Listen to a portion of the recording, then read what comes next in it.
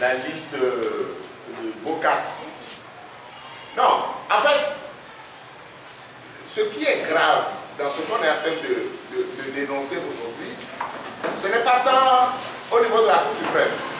Parce qu'au niveau de la Cour suprême, cette liste-là a été invalidée. Ils ont introduit un recours, le recours n'a pas prospéré. Ce qui veut dire qu'au jour d'aujourd'hui, on vous parle, au niveau de la Cour suprême, cette liste-là n'est pas validée. Alors, par quelle alchimie, une liste qui n'est pas validée au niveau de la Cour suprême est toujours en compétition au niveau de la CELI, où la CELI autorise cette liste-là à payer la caution et à assister au tirage pour la confection des bulletins. Il y a quelque chose d'anormal. Si le ministre n'intervient pas dans ce dossier-là, alors là, il va avoir de l'abus. Il va avoir... Nous, de toute manière, on ne l'acceptera pas. Que nous, on ait rejeté nos listes, qu'on ait introduit des recours pour des pécadilles, et qu'ils aient refusé de recevoir ces recours-là, et qu'au même moment, une liste invalidée, on puisse accepter que cette liste participe à la compétition. Alors il y a quelque chose d'inacceptable, d'incompris qu'on acceptera jamais. Donc, ou bien ils veulent qu'on aille à des élections apaisées, bon, on ira, et que le meilleur gagne, avec un minimum de transparence. Mais si c'est la bagaille qui est en train de s'organiser, je dirais un peu de la voyoucratie. Parce que ce qui se passe là, c'est de la voyoucratie.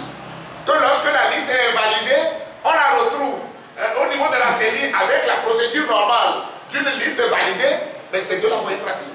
Alors, c'est pour ça que nous interpellons vigoureusement le ministre à cet effet. Alors, pour les listes qu'on a rejetées, j'avoue que nous avons été peinés de constater que, après des discussions avec les autorités de la Cour suprême, les explications qu'on n'ait pas reçues, au moins une seule, ou un seul de nos recours, pour des problèmes vraiment, des trucs sans importance. Mais nous nous demandons aujourd'hui comment ils font pour racheter les listes, plusieurs autres listes. On a publié encore hier des listes d'autres partis qu'on a repêchées, mais tout se déroule dans une opacité incompréhensible. L'opacité dans laquelle elle est. Et puis, c'est au compte-gouttes. On est là aujourd'hui, on sort 2 listes, et puis demain après, on sort 3 listes. Comment ils procèdent? Comment ils font? Quelle est la méthode qu'ils utilisent pour repêcher les listes? Normalement, toutes les listes qui sont déclarées non valides, on doit pouvoir, après les recours, nous dire quelle est la méthodologie, quel est le principe retenu. Nous avons dit dans notre déclaration que, en réalité, si on voit normalement aujourd'hui les dispositions du code électoral, la Cour suprême n'a pas ces compétences. Mais ils ont dit, oui, eux sont magistrats, on ne peut pas leur transmettre le dossier, ils vont les publier à l'État sans regarder.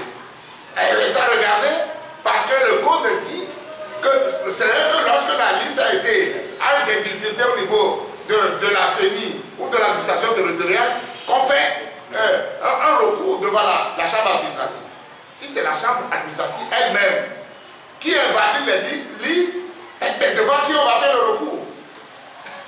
Alors donc, c'est pour parer au plus pressé qu'ils ont inventé eux-mêmes cette procédure de recours devant eux-mêmes.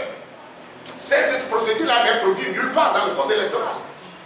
Le code électoral n'a prévu nulle part que la Cour suprême va invalider des listes et qu'une procédure va être engagée devant la même Cour.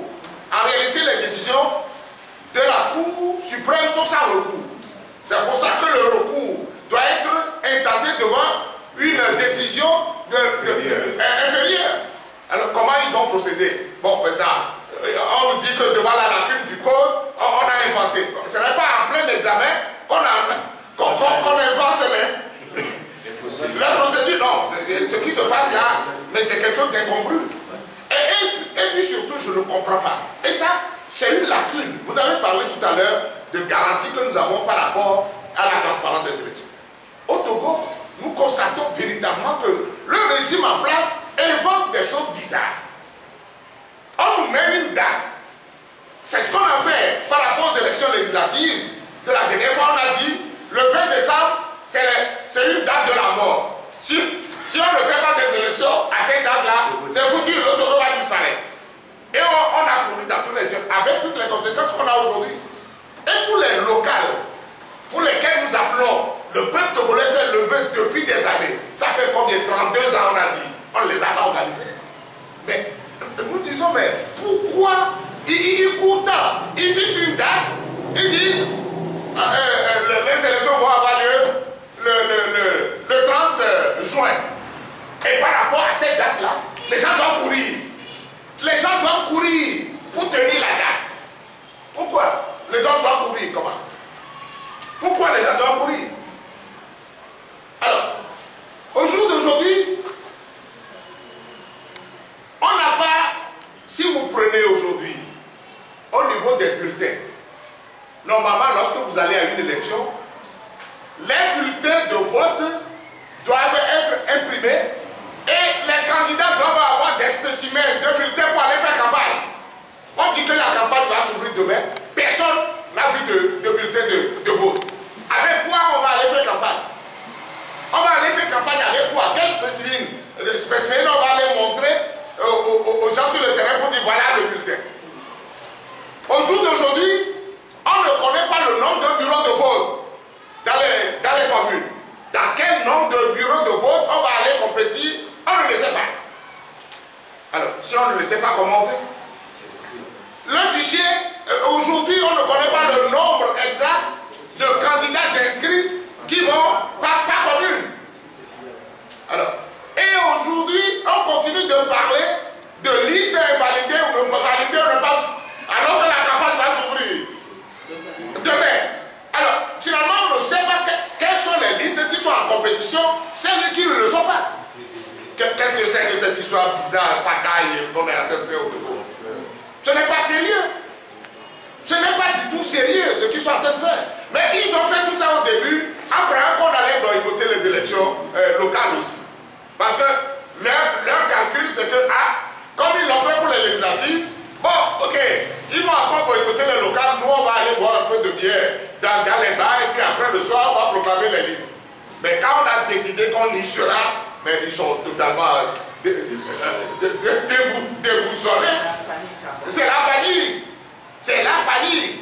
Et nous nous maintiendrons dans ce processus. Et nous nous maintiendrons parce que aujourd'hui le peuple togolais a compris que laisser seulement le terrain à eux, qu'ils continuent à faire ce qu'ils veulent jusqu'à la présidentielle, on fera quoi? Ils ont pris l'Assemblée pour eux, ils vont prendre nos communes pour eux, et puis demain, la présidentielle, on va la boycotter, on va y aller. Alors, il est temps maintenant qu'on se ressaisisse et qu'on fasse en réalité pour que le peuple puisse s'exprimer. Le peuple va s'exprimer et nous sommes convaincus que dans toutes les communes, le peuple s'exprimera pour sanctionner ceux qui nous ont dirigés pendant autant d'années sans résultat. Le PND, machin, qui sont en train de brandir en sollicitant les gens de gauche à droite, tout ça là c'est pour des faits électoralistes. Mais le peuple n'est pas dupe. Notre peuple togolais n'est pas dupe et dans les yeux, pour ces élections locales là, je suis sûr que ces gens ils seront sanctionnés. Et à vous de faire en sorte qu'il en soit ainsi. Parce que c'est vous qui répondez. C'est vous qui répondez le message.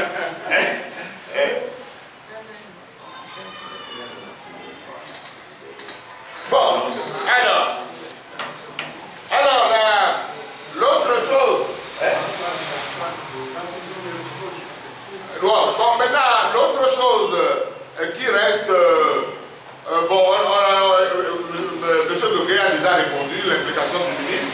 En réalité, si la CENI est autant indépendante comme on le proclame, c'est la CENI aujourd'hui qui doit prendre le devant, justement, de tout ce qui se passe. Mais quand le ministre est omniprésent dans tout ce qui se fait, ça vous laisse voir réellement en quoi consiste l'indépendance de notre CENI actuelle. Ça, c'est à vous de déduire tout cela.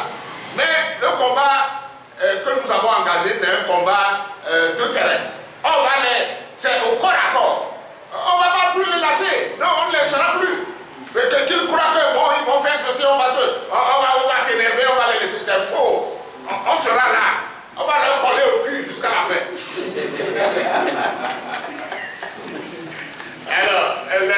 autre question. Je vais laisser Antoine pour lire.